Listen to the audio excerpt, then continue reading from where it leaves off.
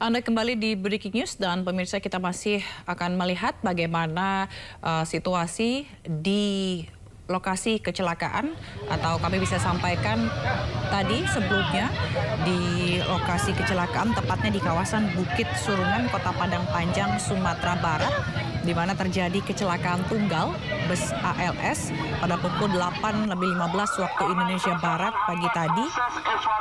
Bus rute Medan Jakarta ini membawa 48 penumpang, di mana datang dari arah Bukit Tinggi menuju Padang. Ini kecelakaan dan terguling sehingga menabrak tembok pagar rumah warga.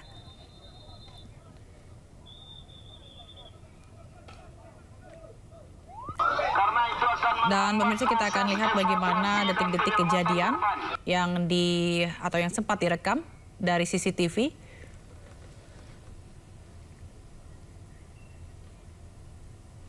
Di mana saat itu bus melaju kencang dari arah Bukit Tinggi menuju Kota Padang. Bus tidak bisa mengendalikan lajunya sehingga terguling dan terbalik di kawasan Bukit Surungan, Kota Padang Panjang, Sumbar pada pukul 8.15 waktu Indonesia Barat tadi. Dan akibat kecelakaan ini, pemirsa, 12 orang meninggal dunia, diantaranya 2 orang anak, sementara 35 luka, dan sudah dievakuasi ke RSUD Padang Panjang dan RSCRC Padang Panjang.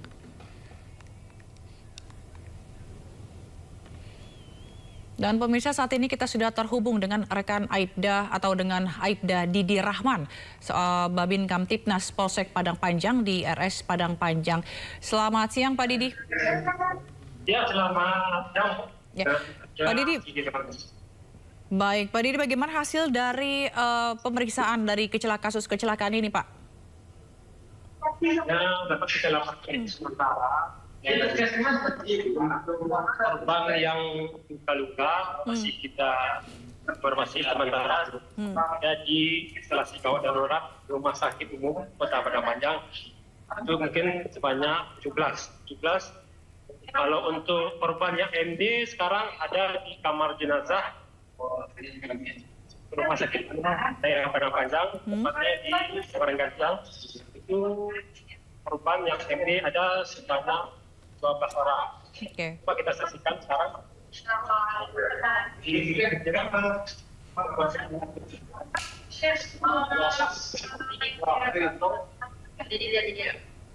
Baik. Bagaimana dengan pihak keluarga, Pak? Apakah para korban ini sudah didatangi oleh para keluarganya? Mungkin untuk sementara kita masih menunggu dari pihak keluarga. Mungkin ada di tempat lain, mungkin kita masih menunggu kita. Kami korban datang ke rumah sakit dan yang ada di rumah sakit. Baik, lalu untuk proses penyerahan jenazah sendiri nanti akan ada seperti apa, atau langsung diserahkan ke pihak keluarga saja, Pak? Ya, mungkin dapat kita informasikan kalau untuk penyerahan jenazah ada menunggu identifikasi selanjutnya apabila dapat identifikasi nanti baru kita terangkan. Itu menunggu proses dari pihak rumah sakit atau Polres Padang Panjang. Baik, lalu bagaimana dengan para korban luka, Pak?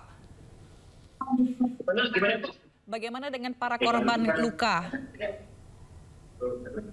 Untuk sementara untuk korban luka yang ada di rumah sakit sekarang masih dalam penanganan pihak rumah sakit. Baik, lalu apakah akan ada semacam trauma healing begitu, Pak, yang akan diberikan kepada korban yang mungkin masih shock dan juga trauma atas peristiwa ini? Ya, mungkin kita menunggu apakah ada sosialisasi atau trauma healingnya untuk para korban yang mengalami luka-luka atau kecelakaan lainnya. Kita menunggu. Sementara kita setiap hari di Kota Badak. Baik, kita akan tunggu bagaimana nanti perkembangannya terkait dengan para korban. Terima kasih Aibda Didi Rahman, Babin Kaptibnas Polsek Padang Panjang telah bergabung di Breaking News. Terima kasih Pak Didi, salam sehat selalu. Selamat siang, terima kasih.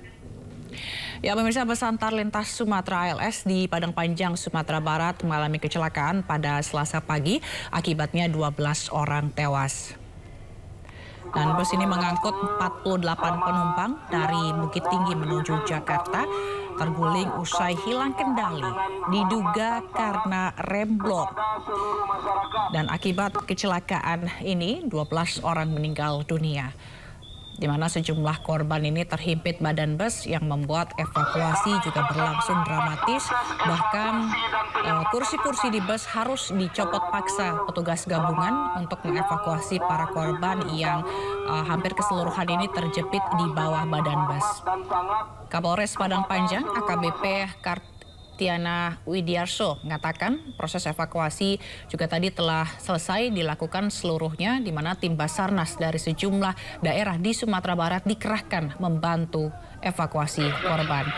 Dan untuk bus sendiri, ini bus rusak parah di bagian depan hingga tengah, dibawa atau dievakuasi ke Polres Padang Panjang.